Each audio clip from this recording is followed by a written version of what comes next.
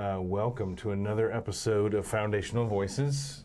Today we have a special guest with us, Mr. James Hughes. Hello.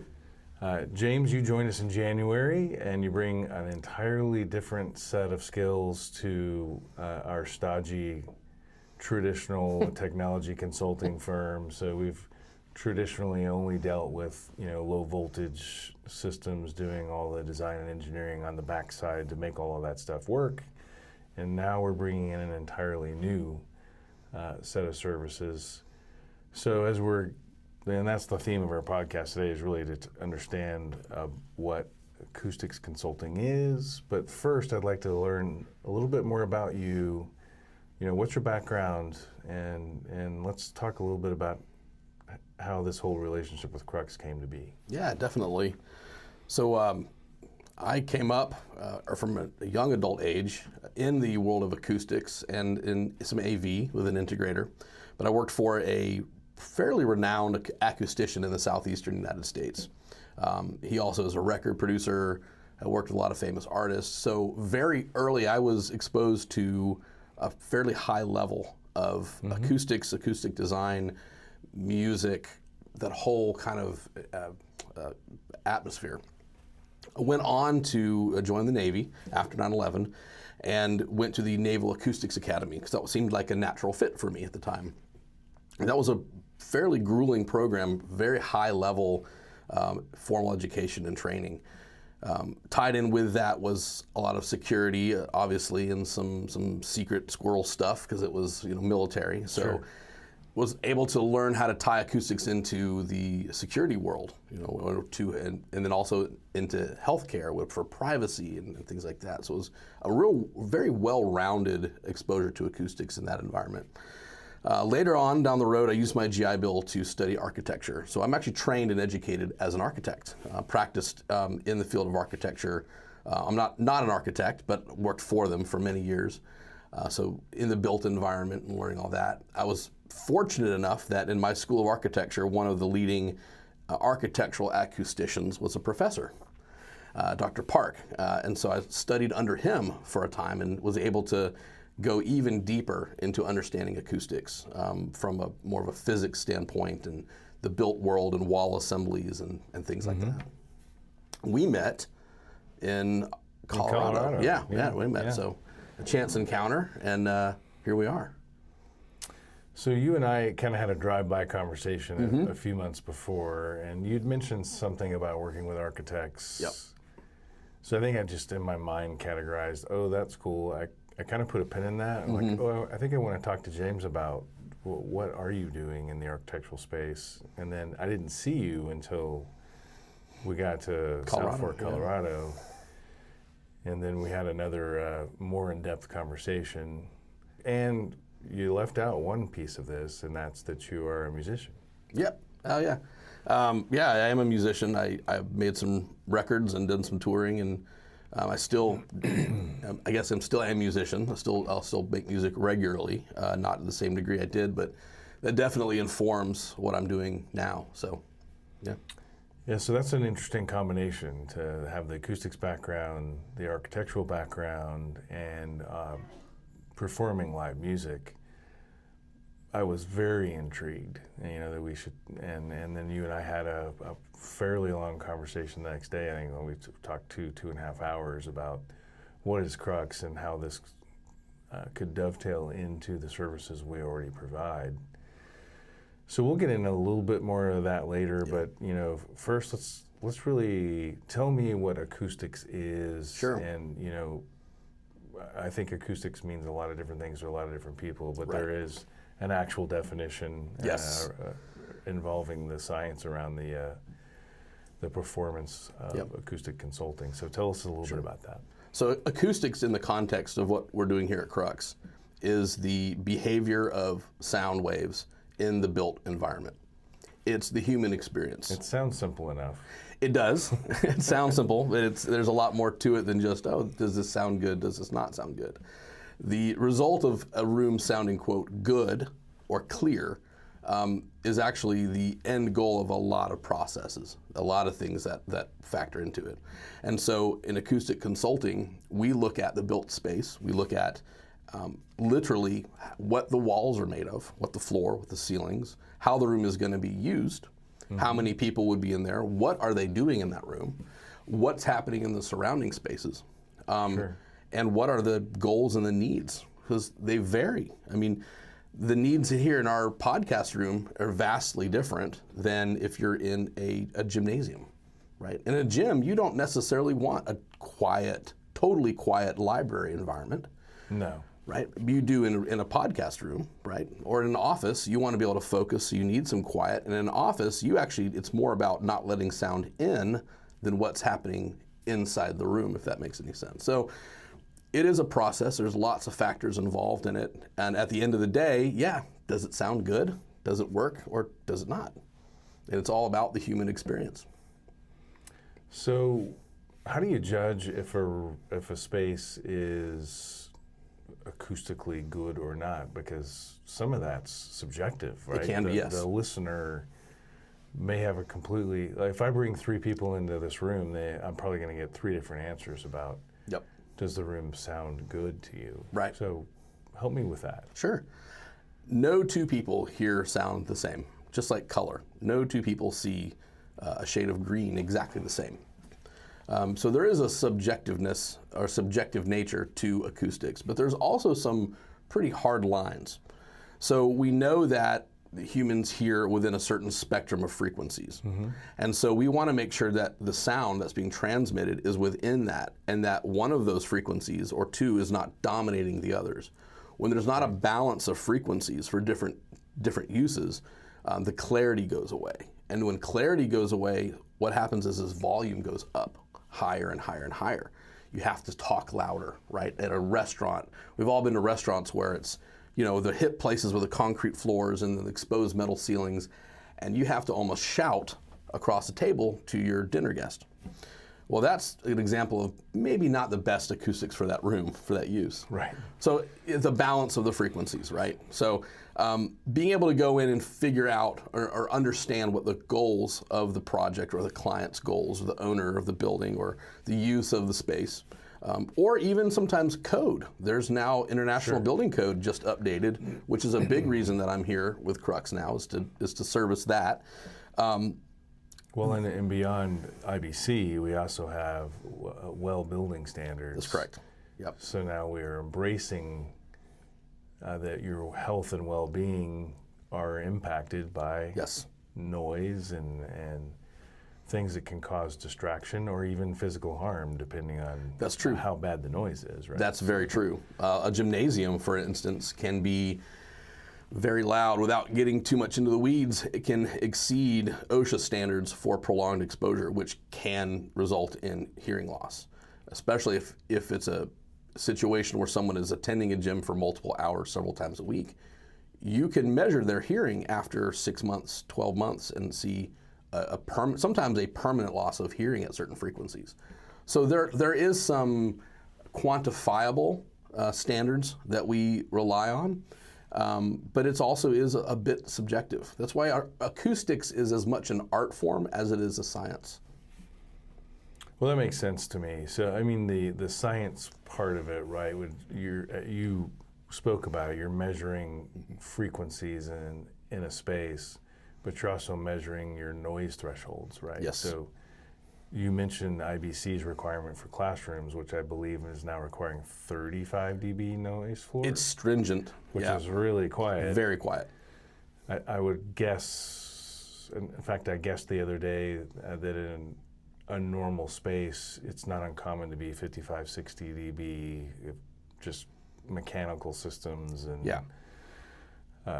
people talking in the hallway, whatever the case might be, they would add. So the difference between 55 and 35 is a lot. Is enormous, because that's a logarithmic scale, correct? So yes. Without getting too far in the weeds, it's there's a big difference between 35 and 55. Yeah. So I think some of our architectural partners have already expressed concern of it's going to take a participation across the design team to really achieve that kind of noise floor. So yes. The 45 decibels is your average modern living room. Okay. right? And so when they say the noise floor, they're talking about there's no one in there, there's no people in there, there's no activity. It's your baseline, quiet, empty room. Your average American living room is 45 to 42, low 40s. So they're calling for classrooms now in the IBC to be at 35. That's really quiet. Okay, my living room's never at 45 No, dB, no. not with 4 teenagers. No, so. with air, HVAC going and all. And so I think where we're positioned right now is working with school boards or in K through 12 settings, and working with the architectural teams is helping them with actionable solutions to meet these new standards. A lot of these schools were built and developed over time when these standards weren't there, but now they're wanting to adopt them. So that we can really help work with not just analyzing what the situation is, but helping them find a path to get to those new standards. Sure, I think green build, new buildings will be much easier to achieve that standard. It'll still take work and cooperation across the design team, but yes, doing renovation and retrofit work is going to be a real challenge for. I mean, we have school buildings that are 100 years old in some cases, so there's probably there's a point of diminishing return, right? So we'll have to figure out what those things are, and as we move through trying to apply these newer, lower thresholds to existing spaces. And being able to speak, CRUX now being able to speak with the language of architects and understanding of building assemblies, wall assemblies, getting into that side of it in conversations, it helps us really support that team, the architectural team, I think in a unique way. I'm excited about that. Well, it makes sense in my mind to embrace this acoustic consulting piece because all of these spaces, we're already working, we're designing technology in these spaces. So we're already used to the concept of developing use cases for example, is it an executive conference room, right? Well, what sorts of business activities are you going to conduct in that space? And that dictates the types of technology we design. Right. For example, a huddle room may be simple with a TV and a soundbar on the wall, whereas an executive conference room is going to have speech privacy concerns, and you're going to have a much higher caliber of equipment, so you can do collaborative calls and sharing information. But the acoustic treatment between those two spaces could be radically different. Yeah. Right? Even though they're marginally the same function. So. Yeah, and you kind of touch on another idea is that if acoustics is treated as something that's an afterthought, right? Oftentimes, technology AV we're kind of the last dog of the bowl sometimes. Acoustics, if we're there in the beginning, working with the team in the study level, right? Even before schematics, just in a study. But then also in the schematic, the DD and the CD side, if we're there at the beginning, we can sometimes make recommendations, like we do in the technology side, that can have a lot of cost savings. That can translate to not just performance, but then savings and value to clients. Can really set the stage for what we end up doing later on with AV, if the room has already been designed acoustically or already been dealt with. It has a big impact. Well, you said something interesting that I hadn't thought about until I met you, frankly, and that is you have to consider the spaces that surround the space that you are trying to tune, for no lack of a better word. If, for example, an auditorium, tell me a little bit about why do the adjoining spaces matter? Yeah, so what happens, like, for instance, let's say a mechanical space. And I see this a lot, if you put a mechanical space next to the backstage part of an auditorium or in an adjoining wall, you get a lot of sound transmission that comes through that wall that actually will then interact with the frequencies and the sound waves in that room, causing the mix engineer to boost some things or change some things, or this half of the audience having a different experience than this half. And it can, for lack of a better way to put it, it can pollute the room that you're trying to manage more. So being able to even getting into like planning, saying, well, can we put a mechanical space here? Can we put a bathroom between mechanical and the performance space, or the classrooms, or the cafeterium, or any type of space where there's people? It's arranging those auxiliary spaces and those adjoining spaces matters a lot. So it's really imperative that we be involved early. Yes. So really, even at the conceptual phase, as you mentioned, you could do a preliminary study, and that can help guide the architect to lay out the spaces differently, so we don't create a problem down the road. And obviously, the more we have to change floor plans later in design process, that creates a lot of frustration and eats up a lot of time and can drive our fees up. Yeah. So we definitely want to be more proactive on that. So that was really interesting when you brought that up. I hadn't really stopped to consider it, but it makes perfect sense. Yeah. It's very similar to what we do in security. When we're looking at security for a particular location, we have to look at what are the adjacent properties. Right. So it would make sense that in acoustics you're kind of following the same pattern. So But it's important that we, because one of our core values here is a servant's heart. Sure. Right? And we take that very seriously. I take that very seriously. Working with an architect and a design team, or even directly with an owner, we're here to make recommendations and help them get to their goal. Like in an architectural team, we're not directing design. We're making assessments and identifying challenges and factors and things, and then we make recommendations for action. So I'm going to make it if I'm going to do an assessment, I'm going to talk to an architect and say, hey, we have some potential challenges of a mechanical space that's right here, or you have this Zumba workout room right next to a library in this facility that could have some potential challenges. So then we'd say, here are some solutions we might suggest. So going back to that, being actionable, supporting the design team, but making actionable recommendations to give them options and letting them kind of do what they do, and then we're partnering with them to help them. So one of the first projects you worked on when you got here is a casino that has a performance space that was added to the project kind of later in the life cycle of design. Right.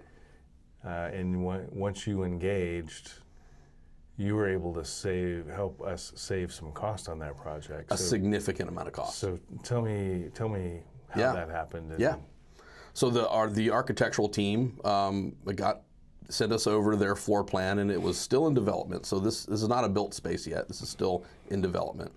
And I was able to work with them over the course of several weeks. And sometimes we had what are called kind of charrettes, which is we're in live together with the architects talking about this and that and this and that. Architects love charrettes. They do love charrettes. They love a good charrette.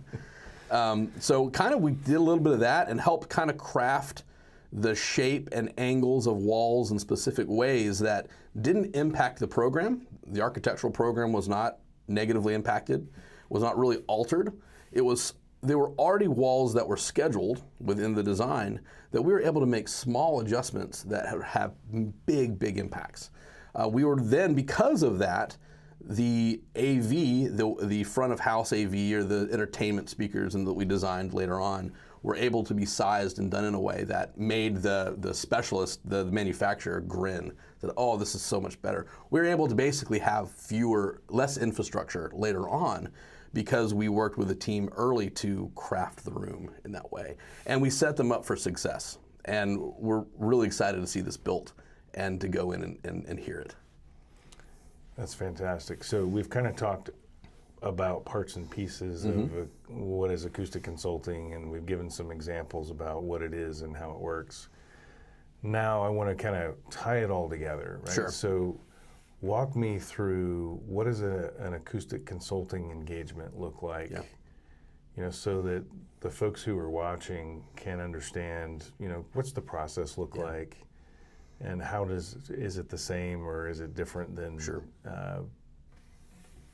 than what we're traditionally accustomed to? So kind of talk me through the process beginning to end, and we'll close out with talking about where are we headed, what's our vision for consulting, for acoustic consulting at CRUX. So. Yeah. Well, we get engaged with a project. The first thing that we do, and not ironically, is we listen, and not to the room right away, or to the spaces, but we listen to the client. We listen to what their goals are, what their concerns are, what the needs are, and then we do research.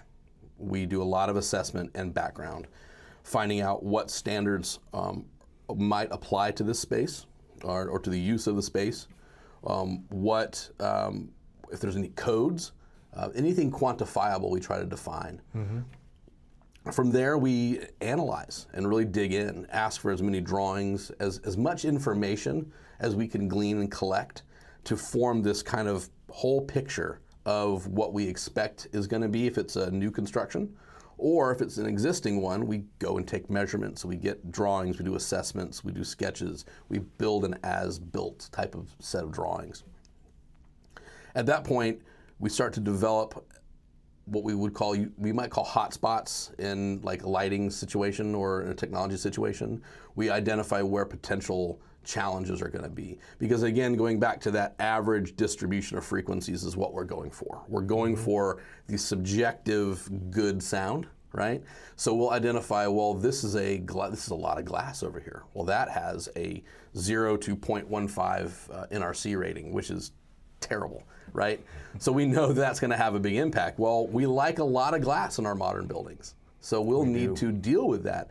So we start identifying challenges, and I love how one of my design professors in architecture school said it. It is a design exercise, and it's not going from point A to point B and checking boxes. It's like a spiral, round and round iteration, and identifying what's going on in iterations until you land at an actionable solution. We can take those assessments and then move on into schematic design. And this is where we begin to actually work with the design team to develop solutions and develop places where we need to do some maybe reinforcement. Maybe we need to do some, what you might call soundproofing, which is we don't want sound going through these walls or through these windows to other spaces, kind of isolating here and there. But we begin to schematically go through, okay, here's what it might look like, and then design team, what are your goals?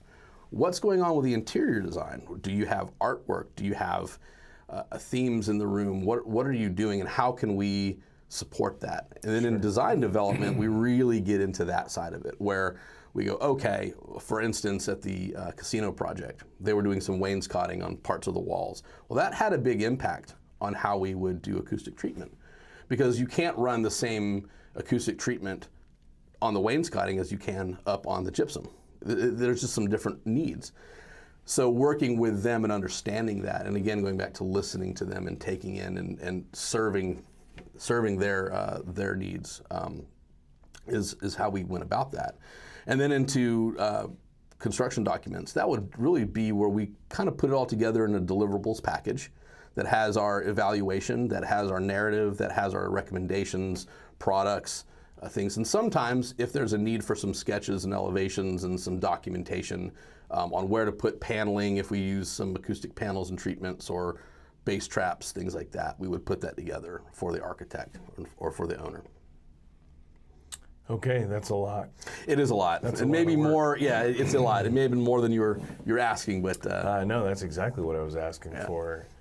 I think it's important to outline what that process looks like, because the longer you wait to engage us, especially in acoustic consulting, I think the harder it is to make changes to those spaces later in design, right? It becomes more painful. Yeah.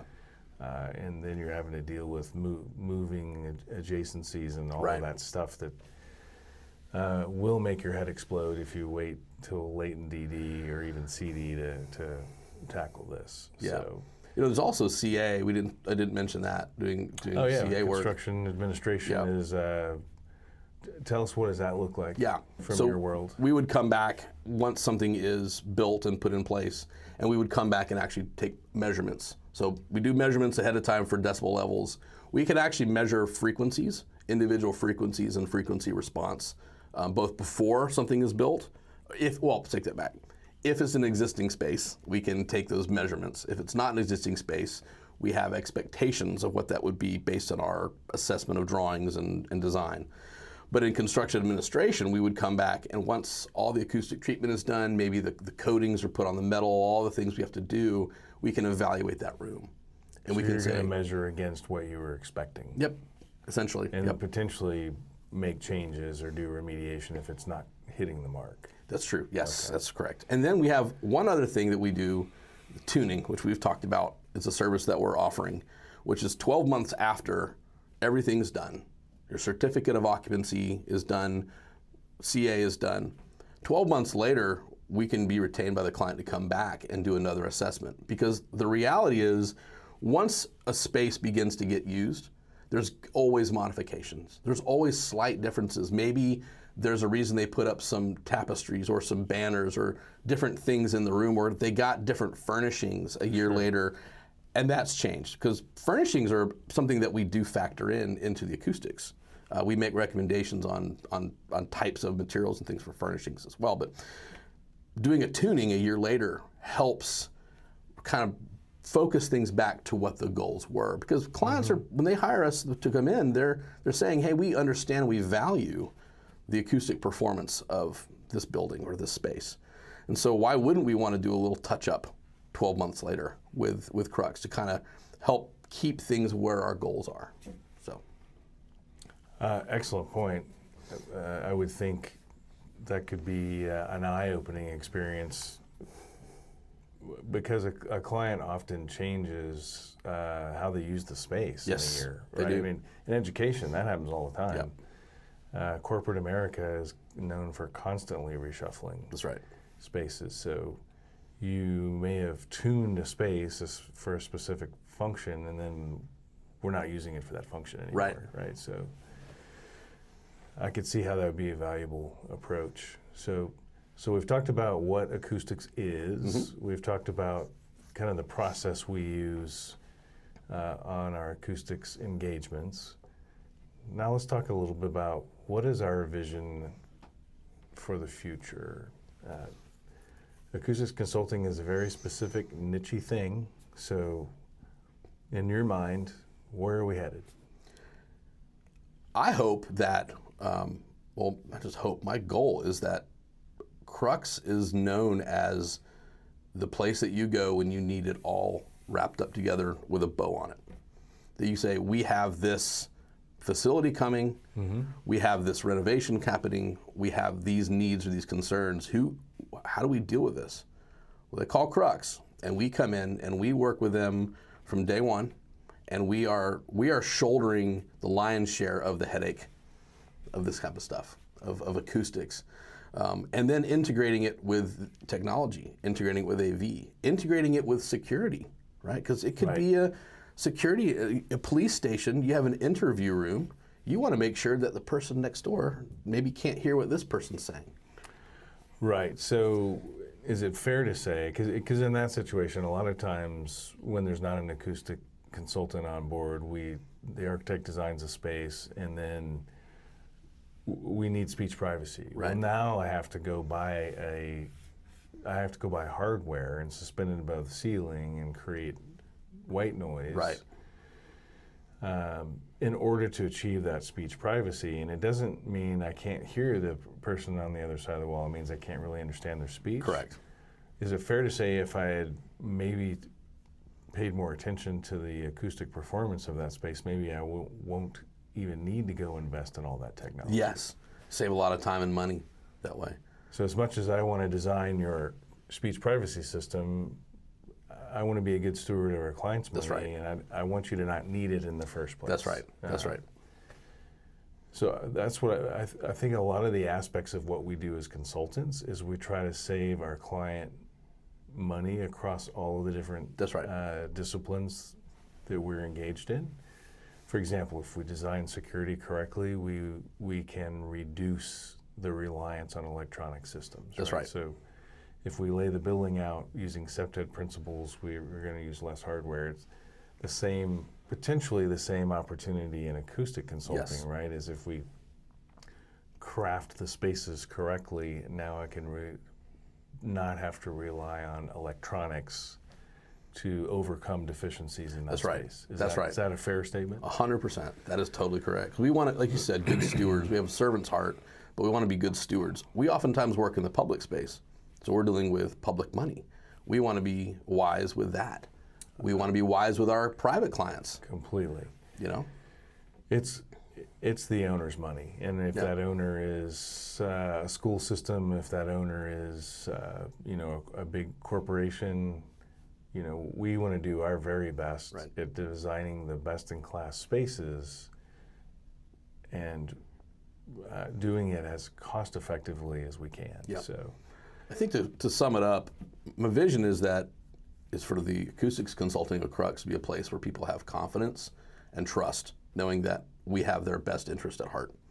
I think that's ultimately the vision. Yes, we're a company. We're wanting to grow and wanting to do what we do, but ultimately, we just want to build that trust and confidence with the community, with our market, with wherever we are, with whoever we're working with. It's just kind of know that, okay, we can take this off of our mind because CRUX is handling it and it's going to get done well.